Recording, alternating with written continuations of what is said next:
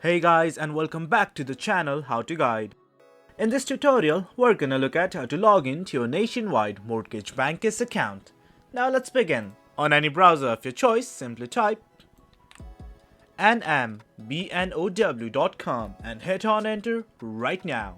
Now this is the official homepage of Nationwide Mortgage Bankers. You can scroll down and look at all the facilities provided. But for now, we only want to log in, so let's begin. Simply scroll over the navbar. Here's the button that says find an expert. Let's go to loans.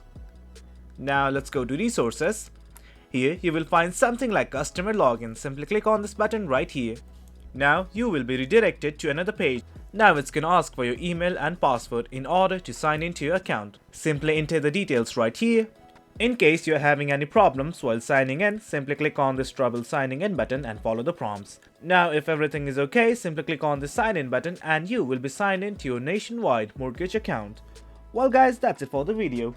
That's how we log into Nationwide Mortgage. Hope you guys found this video informative, and for more content like this do remember to hit like, share and subscribe. Thank you.